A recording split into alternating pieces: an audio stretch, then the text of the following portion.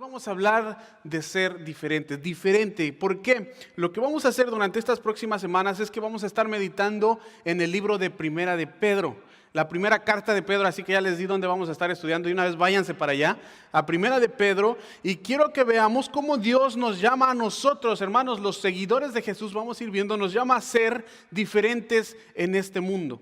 ¿Por qué? Porque no somos de este mundo. Así es, amén. Y quiero darles un poquito del contexto de la carta de Pedro para que sepan por qué Pedro escribió o a quién le escribió Pedro esta carta. Quiero que primero basemos nuestro contexto y veamos la realidad que sucedió en ese entonces y cómo lo podemos también aplicar a nosotros en este momento, porque la palabra de Dios es viva y eficaz y más cortante que toda espada de dos filos y trasciende. Amén. Entonces vamos a ver, primera pregunta, a ver los estudiosos de la Biblia. ¿Quién escribió Primera de Pedro? Sí. Pedro, ¿verdad? Sí, tienen 10. Okay, ya, en eso ya tienen 10. Primera de Pedro, es como los exámenes, ¿verdad? Tu nombre, eso está bien fácil.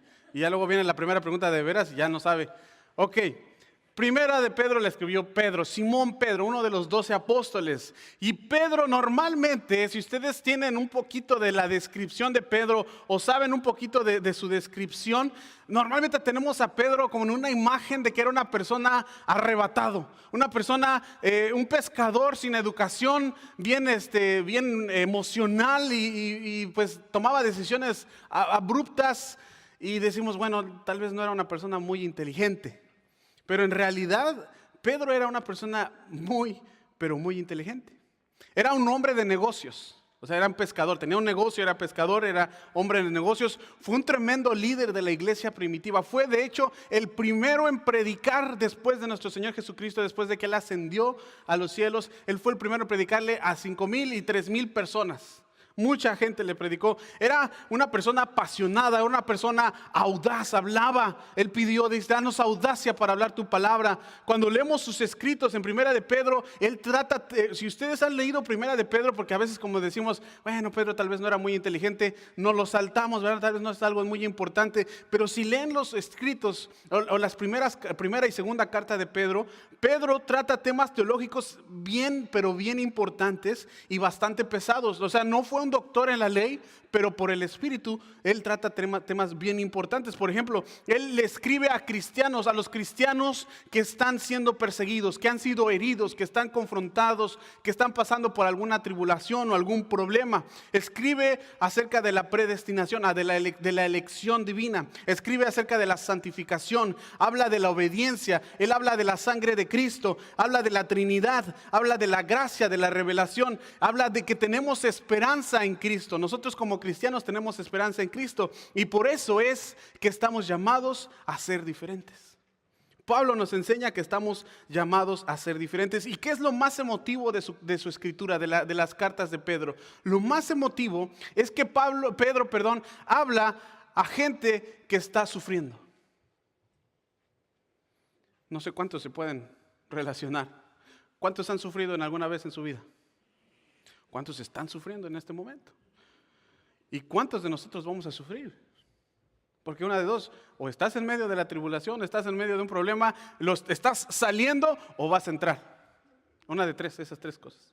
Ahora, Pedro habla a esos que están sufriendo y no estoy seguro realmente, no están seguros realmente cuándo fue con exactitud escrito la carta de Pedro que se escribió, pero dicen los estudiosos, los eruditos, dicen que se escribió entre el año 60 al 65 después de Cristo, pero fue durante el reinado de un emperador romano que fue uno de los más despiadados. ¿Quién sabe quién fue?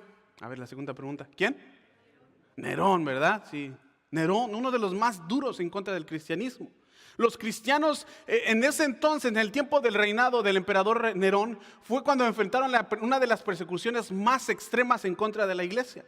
Ahora, si no saben mucho acerca de Nerón, porque dicen, yo tenía un perro que se llamaba Nerón. No. Nerón, déjenme traerles una imagen de quién era Nerón. Nerón dice la historia que mató a su propia madre. Que literalmente también dice la historia que mató a su primera esposa y probablemente mató a su segunda esposa. Imagínense lo que era este hombre. Estaba descabechado, ¿verdad? Estaba loco.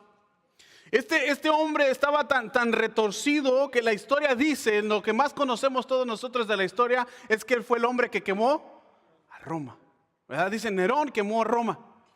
Y no sé si ustedes sabían, pero fue en julio del año 64 después de Cristo. Entonces, si Pedro escribió en el 60 al 65, estaba en ese entonces. Y dice la historia que el fuego fue un fuego que comenzó y estuvo fuera de control por 6 días, que casi consumió a todo Roma. Después fue apagado, lo pudieron contener y después se volvió a encender y duró otros 3 días, 9 días exactos duró este fuego. Ahora, no sé si ustedes sabían por qué quemó Roma. ¿Para echarle la culpa a los cristianos? No, bueno, sí, pero eso fue una acción que pasó después. ¿Saben por qué? Porque dicen los historiadores que Nerón había desarrollado una necesidad, una ansiedad por construir, le encantaba construir. Y como el Senado no le permitía volver a seguir construyendo, porque lo que él quería hacer es tirar este edificio y volver a construir. No sé qué tendrá de común con Montreal, ¿verdad? Que siempre están construyendo, pero Roma siempre estaban construyendo, que él siempre quería estar construyendo y él quería seguir haciendo eso. Como el Senado no lo dejó, ¿saben qué fue lo que hizo? La quemó. La voy a quemar, dice, y todo lo que esté tirado lo voy a volver a construir. Ahora, no le fue bien, porque no lo tomaron a bien. Imagínense quién iba a tomar a bien esa acción. Entonces, automáticamente lo que hizo Nerón, dijo, aquí me voy a zafar. Y acusó a los cristianos. Dijeron, fueron ellos. Ellos están en contra de Roma, están en contra del emperador. Ellos fueron los que comenzaron. Y descargó toda su ira, descargó toda la culpa en contra de un grupo que ya de por sí estaba siendo perseguido. Los que le llamaban los de Cristo, los del camino, los cristianos. Estaban siendo perseguidos. Y para decirles un poquito también acerca de lo que estaba pasando con los cristianos, cómo eran perseguidos, dice la historia también que Nerón usaba pieles de animales muertos, y se las ponía a los cristianos y los lanzaba a jaulas donde había animales salvajes, perros salvajes, leones, había animales que se los comían vivos. También dice la historia que era gente común y corriente como tú y yo, con familia, con hijos, con esposo, con esposa. Era gente como tú y yo. Dice la historia también que él agarraba a los cristianos y los sumergía en cera caliente. Imagínense, los sumergía así en cera caliente completamente todo el cuerpo. Luego los sacaba y los colgaba ya fuera en postes o en árboles para iluminar las calles donde él iba a pasar o las fiestas que él iba a lanzar. Imagínense, hermanos, y este es el contexto en el que Pedro escribe el libro o la carta de Pedro. Entonces, tomándolo para nosotros como iglesia, aplicándolo a este tiempo, a nosotros, algo relevante, ¿para quién está escrito este mensaje? Primero, están dos grupos de personas. Está escrito para 2 grupos de personas y ya se los dije. Primero, es para aquellos que están sufriendo un momento difícil en su vida. Los que tienen preguntas que no tienen respuesta, que no pueden encontrar una respuesta. ¿Por qué me está pasando esto, Señor? Estos, los que están soportando algo difícil, que están pasando tal vez por alguna prueba financiera, por la pérdida de un empleo, tal vez la pérdida de un amigo, de un ser querido, por enfermedad, por salud, o podría ser la tensión de una relación importante en tu vida que se está rompiendo, que está a punto de romperse o que ya se rompió. Podría ser que a lo mejor tus hijos o tus hijas están tomando decisiones que tú sabes que les van a afectar su vida. Podría ser que estás pasando un momento difícil en este momento, que sea de adicción, un tiempo difícil emocional, alguna prueba. Si estás pasando por un momento difícil, hermano, este mensaje es para ti. Amén. Si estás pasando por un momento difícil, este mensaje es para ti. Y el segundo grupo de personas, es para aquellos que algún día van a pasar un tiempo difícil. Y como les acabo de decir, o estás pasando, o ya estás saliendo, o vas a entrar. Una de esas 3 pasa. Ahora, el mensaje más sorprendente de Primera de Pedro que me encanta, que Pedro dice, este no es tu hogar. Tú no eres de este mundo. El mundo no es tu hogar. Entonces fíjense, vamos a Primera de Pedro capítulo 1 versículo 1 y fíjense cómo se dirige Pablo a los cristianos que están desparcidos, dice que están dispersos. Depende de la traducción que la vean, usa varias palabras en esa la diáspora, los dispersos. Fíjense, dice, yo lo tengo en la Nueva Traducción Viviente. Yo, Pedro, apóstol de Jesucristo, escribo esta carta a los elegidos, a los santos, a los cristianos, a ustedes, por Dios, que viven como extranjeros. Primera cosa que nos podemos aplicar es que somos extranjeros, ¿verdad? ¿Quiénes son extranjeros? De extranjera, no es cierto, no. Pero ninguno de nosotros vive en su país. Este es un país extranjero. Nosotros venimos de otros lados, o sea, de Venezuela, Colombia, México, Guatemala, El Salvador. Ustedes pueden ver aquí las Naciones Unidas latinoamericanas. Ahora fíjese, dice, a esos que están como extranjeros en las provincias de Ponto, de Galacia, Capadocia, Asia y Bitinia. La palabra para extranjeros, como les digo, puede ser traducida en diferentes maneras, depende de la traducción que tengan. Pero la palabra, no sé si la tengan ahí en sus boletines, es parapidomeos. Ay, se me fue la, está difícil, ¿verdad? Bueno, esa es la palabra. ¿Para qué? Parapidemois, ahí está. ¿Qué quiere decir la palabra? Literalmente quiere decir exiliado. Quiere decir residentes temporales. ¿Quién es residente temporal? Extranjero, forastero. Es decir, no están en su lugar. Ahora, la palabra de Dios vamos a estar estudiando durante estas 4 semanas. Y vamos a tener varios temas, ahorita se los voy a dar. Nos enseña que porque tú no eres de aquí, tú no tienes que vivir como los de aquí. Tú no eres de este mundo. Tú no tienes que adaptarte a las cosas de este mundo. Como seguidores de Jesús, nosotros estamos llamados, no estamos llamados a parecernos a este mundo, sino a ser diferentes. Estamos llamados a ser luz en las tinieblas.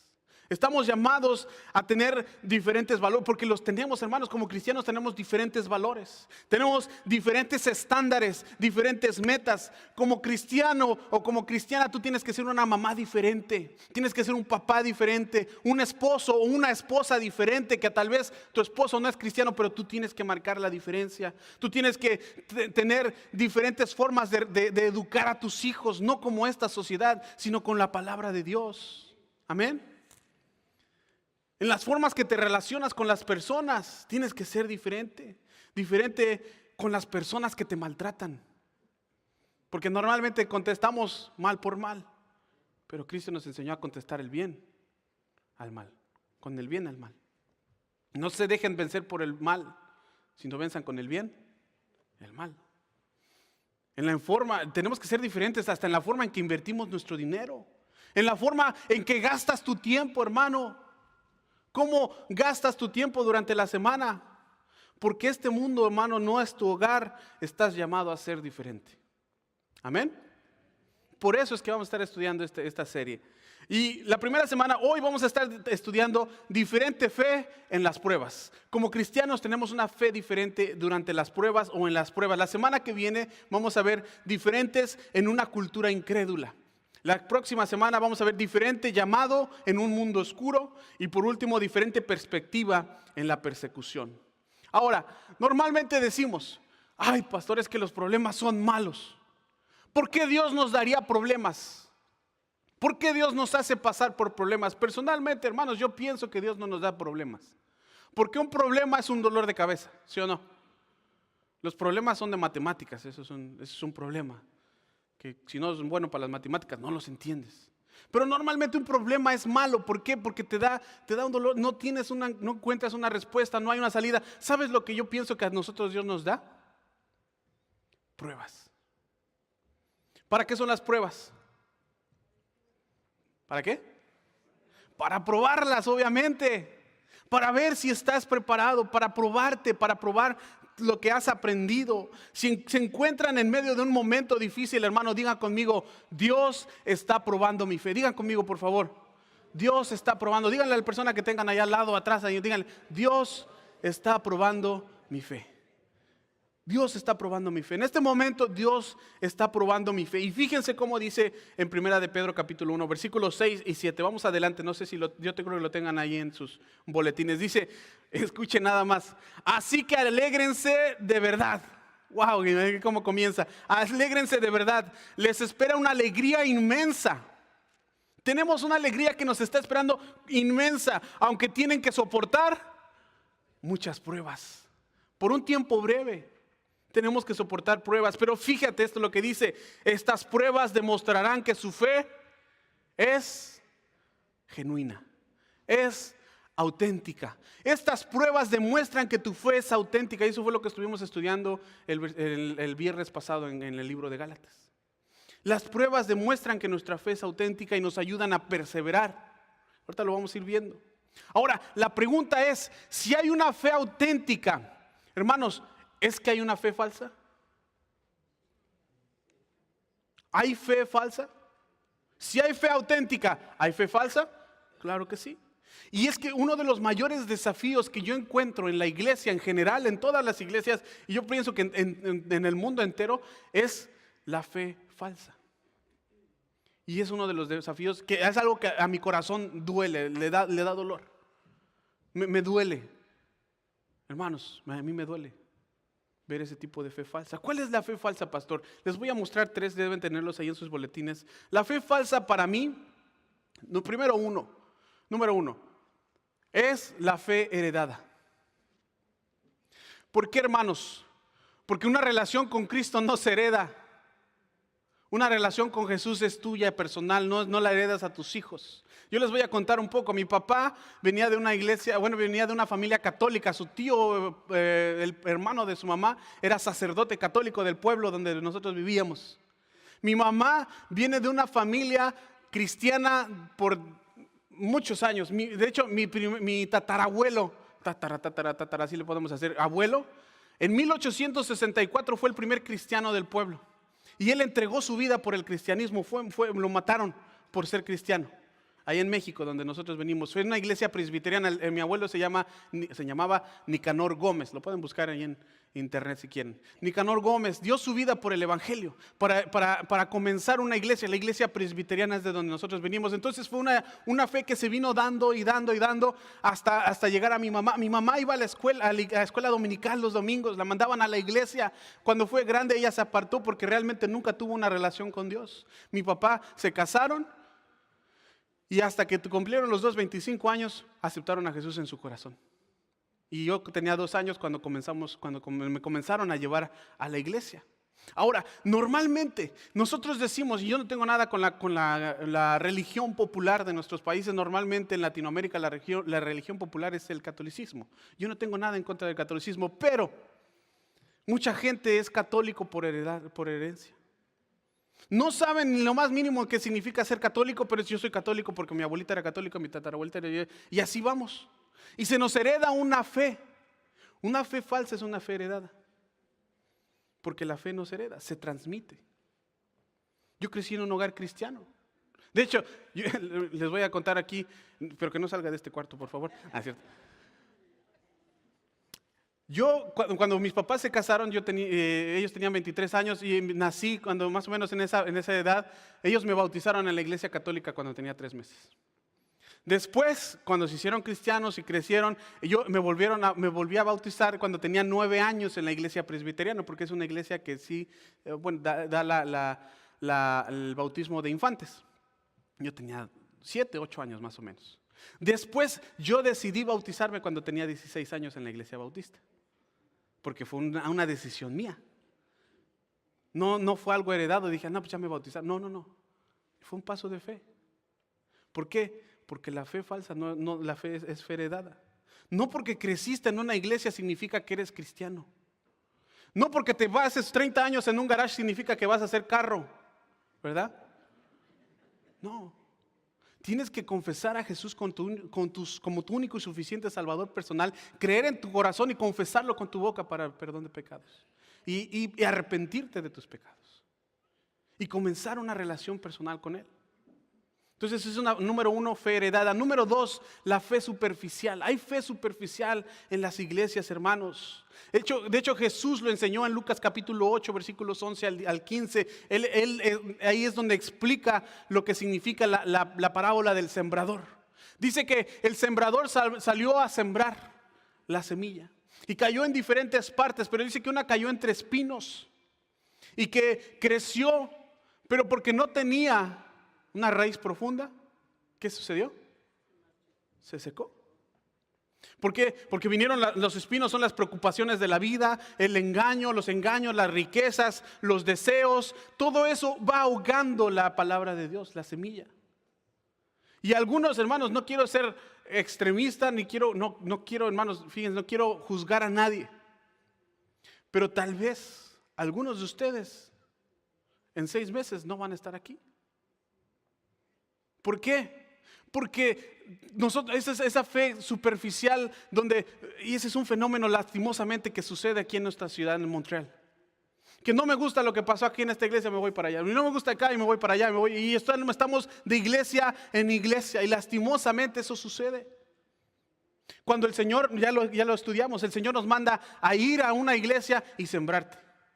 Siémbrate, echa raíces, crece y sirva al Señor. Perdón. Y luego, por eso es el problema que hay, y eso es lo que lo he visto muchas veces, hermanos. Hay personas que van de iglesia en iglesia, de iglesia en iglesia, hasta que al fin se cansan de todas las iglesias y dicen, no, yo mejor voy a estudiar aquí en mi casa. Yo voy a ver mis predicaciones aquí en YouTube, tranquilo, en la comodidad de mi hogar, me siento en mi sillón y abro mi Biblia.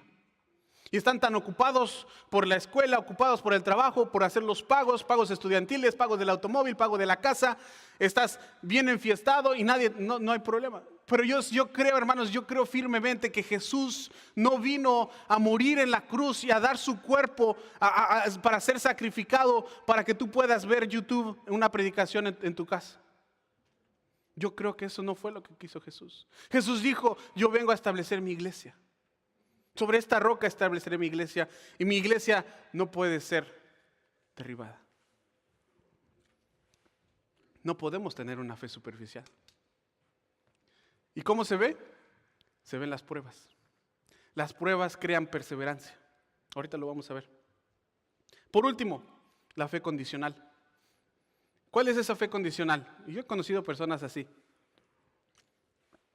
Esas personas que dicen, yo voy a creer mientras todo salga bien, mientras todo salga como yo quiero. Yo conocí a una persona que me dijo, yo hice un pacto con Dios, pastor. Sí, le digo, wow. ¿Por qué? Porque Dios es un Dios de pactos. Y yo le dije, si tú me quitas esta enfermedad y arreglas mi matrimonio con mi esposa y un montón de cosas, yo te voy a servir. Y voy a dar mi dinero para la iglesia y aquí voy a estar. Y dijo, yo voy a hacer esto. Pero en el día que tú me falles, dice, yo te voy a negar y todo. Y dije, wow, lo tienes pero bien, bien mal. Porque en primer lugar Dios es un Dios de pactos, pero el único que hace el pacto es Él. Hasta ahorita yo lo he visto en la Biblia. El que hace los pactos es Dios. ¿Sí? Y Dios es un Dios incondicional y espera una fe incondicional de nosotros. Un amor incondicional. Amén. Es que hay tantas personas, es que mi esposa me dejó. Estoy luchando con tantas cosas financieramente, emocionalmente, salud, todo eso. ¿Cómo le puedo creer a Dios? Hermano, Dios está poniendo en prueba mi fe. Eso es lo que tienes que decir. Por favor, digan conmigo, Dios está poniendo a prueba mi fe. Ahora déjenme decirles 2 cosas. ¿Cómo es que Dios usa tus pruebas? ¿Cómo es que Dios usa tus pruebas? Número 1, las pruebas revelan tu fe. Las pruebas revelan tu fe. ¿Qué tipo de fe tienes? Fíjense, dice el versículo 1, versículo 7, capítulo 1 de Primera de Pedro. Estas pruebas, dice la Nueva Traducción Viviente, demostrarán que tu fe es auténtica. Y déjame decirte esto, no sé si quieres escribirlo, escríbelo. Una fe que ha sido probada es una fe en la que se puede confiar. Pon atención en esto. Una fe que ha sido probada es una fe en la que se puede confiar. Si tú dices, no, yo nunca he pasado por ninguna dificultad. Bueno, tienes que tener cuidado con eso. Porque una fe que ha sido probada es una fe en la que se puede confiar. Por eso dice Jesús, bien, buen siervo y fiel, sobre poco fuiste fiel, sobre mucho te pondré. Tenemos que tener fe. Nuestra fe va a ser probada para que Dios pueda confiarnos más.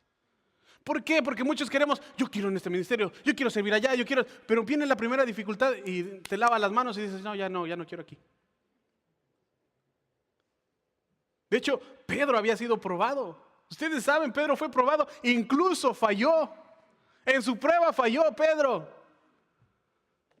pero regresó fortalecido, recuperado, redimido. Regresó hecho una nueva criatura y estaba completamente transformado. De hecho, quiero mostrarles unos 25 años atrás de que Pedro escribiera esta carta. Si ustedes se van a Lucas capítulo 22, versículos 31 al 32, exactamente más o menos unos 25 años, Jesús le dice estas palabras a Pedro. Fíjense: Simón, Simón, Pedro es el mismo, Satanás ha pedido zarandear a cada uno de ustedes como si fueran trigo. Y eso es lo que sucede, hermano. No creas que porque no está pasando nada, todo está bien. Satanás está todo el tiempo, tu enemigo está todo el tiempo buscando cómo sacudir tu fe. Y dice el Señor Jesús: pero yo he rogado en oración por ti, Simón, para que tu fe no falle. Para que tu fe no falle. De modo que cuando te arrepientas, fíjate, cuando te arrepientas y vuelvas a mí, fortalezcas a tus hermanos. Escucha bien, hermano, tú pasas pruebas porque tienes que también fortalecer a otras personas que tal vez van a pasar las mismas pruebas que tú has pasado o que estás pasando. Y te das cuenta de los primeros años de Pedro, lo ves en el transcurso del ministerio de nuestro Señor Jesús. Para mí Pedro era una persona odiosa, ¿verdad? Una persona pues impulsivo, medio engreído. No, Señor, si todos te niegan, yo jamás te negaré, ¿verdad? Y no me digas que yo, no, Señor, no vayas. Es más, es el único que Jesús le tuvo que decir: apártate de mí, Satanás. Y imagínate cómo se quedó Pedro. Imagínate. Pero después, en sus siguientes años, después de haberse arrepentido, es una persona fiel, es una persona devota, audaz, paciente, inteligente. Tanto que dicen: ¿de dónde sacan estos hombres esas cosas? Se reconocieron que a Pedro y Juan eran hombres sin letras y del vulgo. Ya lo hemos visto. Pero dice: pero se dieron cuenta que habían pasado tiempo con Jesús. Habían cambiado. De hecho, imagínate, Pedro dice: yo nunca te voy a negar. ¿Sabes cuántas veces lo negó? 3 veces. Y una de esas dice en la Biblia que fue enfrente de una niña, una jovencita, que le dice: ¿tú conoces a Jesús? Imagínate. No, yo no lo conozco, no tengo nada que ver. Y con una niña. Todavía hubiera sido un soldado romano, ¿verdad?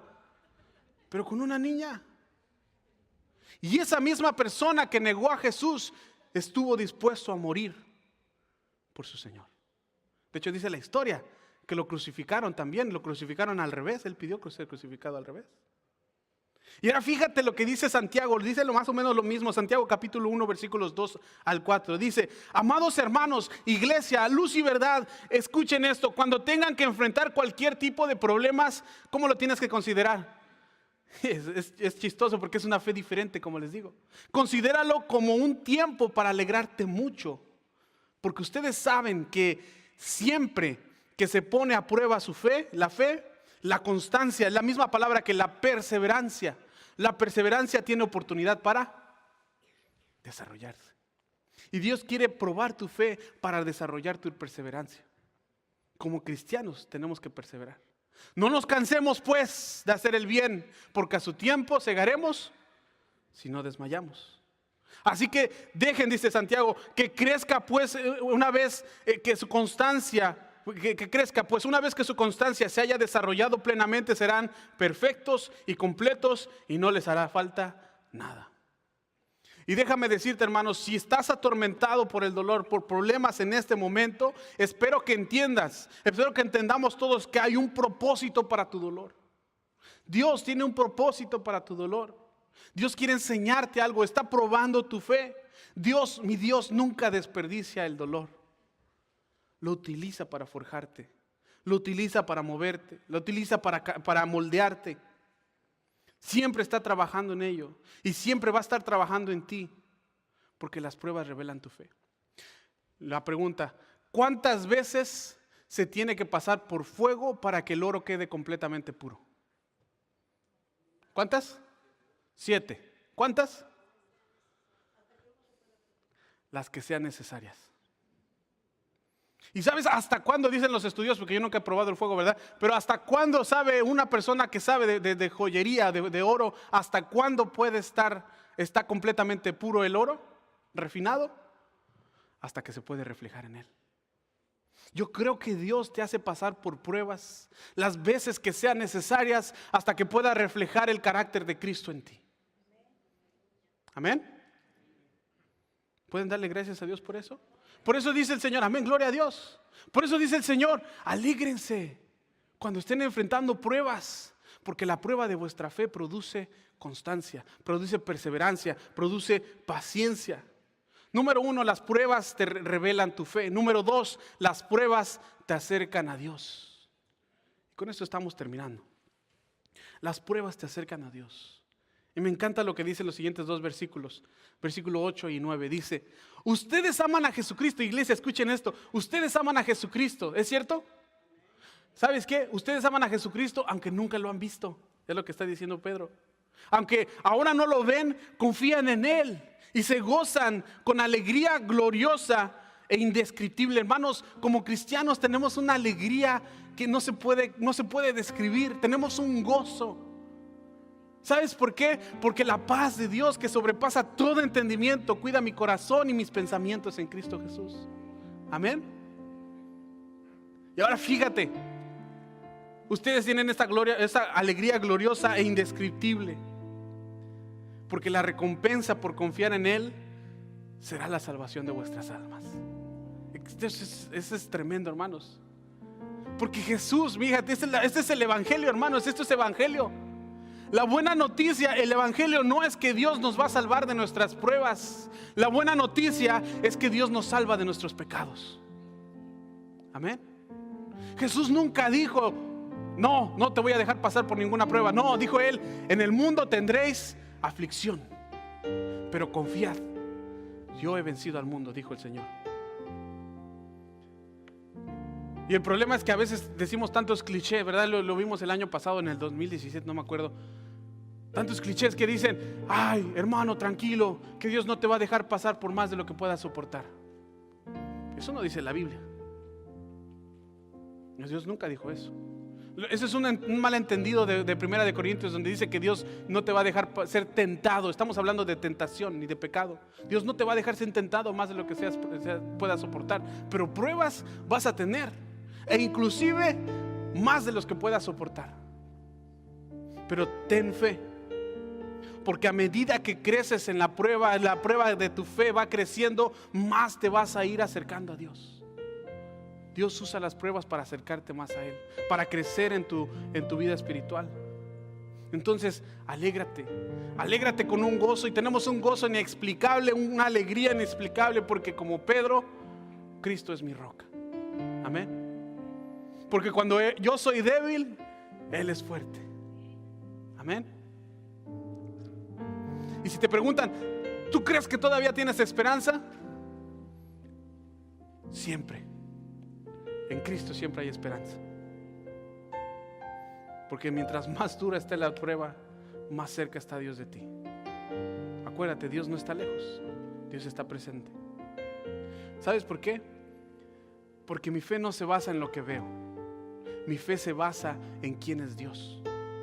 No puedo basar mi fe en mis circunstancias o en lo que yo estoy viendo. Mi fe está basada en quién es Dios y lo que Él ha hecho por mí.